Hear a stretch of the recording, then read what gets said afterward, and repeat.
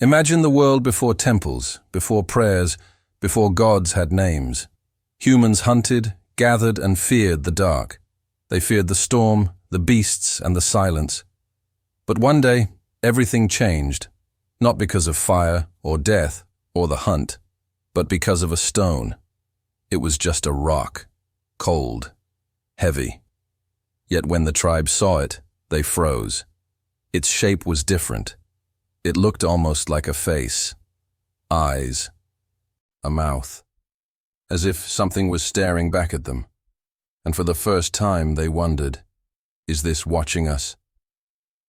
That night, a storm broke over the forest. Lightning split the sky. Thunder rolled through their bones.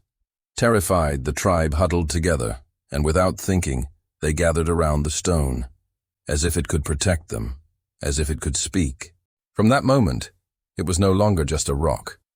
It was their protector, their first god. The next morning, a hunter fell sick. His mother, desperate, placed flowers on the stone. Hours later, the hunter survived. The tribe whispered to one another.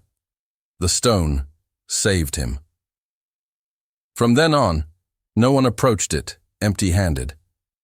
A piece of fruit, a broken spearhead, a drop of blood, offerings piled at its feet. Slowly, ritual was born. Fear turned into faith. But questions lingered in every heart. Was it truly listening? Or were they only hearing their own hopes echo back? When the hunt failed, they begged before the stone. When animals circled the camp, they touched it for courage. It became the center of their world. They believed it could hold their fear, give them strength, even decide their fate.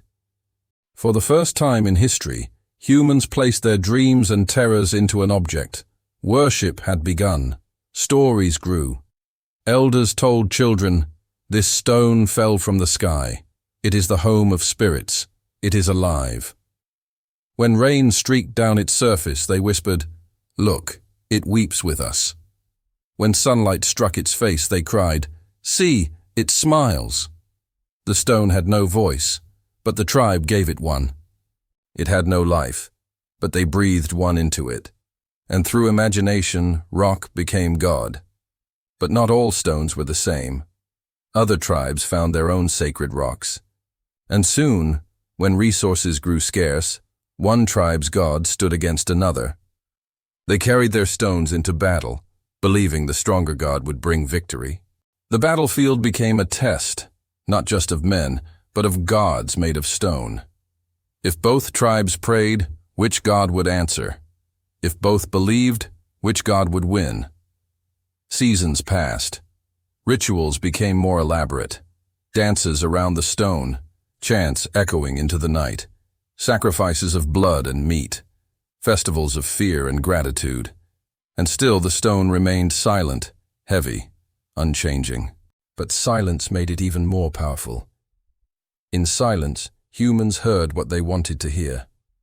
One child once asked her mother, "How can this stone listen? It cannot move. It cannot speak." The mother, with tears in her eyes, replied, "Child, the gods do not need ears. They live inside us. The stone is where we place them." And so the stone became more than an idol. It became a mirror. It reflected their fears, their hopes, their voices. It gave shape to the invisible. It made faith visible for the very first time. Today, we call it superstition, mythology, the first religion. But for them, it was survival. To believe in the stone was to believe they were not alone. Now imagine yourself there. The storm above you, the tribe kneeling around a glowing rock, the fire flickering in their eyes as they whisper their pleas. Would you laugh at them and call it madness? Or would you kneel too, because in the dark forest you had nothing else to trust? Subscribe now to Life Before History and uncover the hidden beginnings of humanity, stories that were never written, but shaped us forever. Like this if the story made you think. And comment below, why do you think the first humans worshipped stone?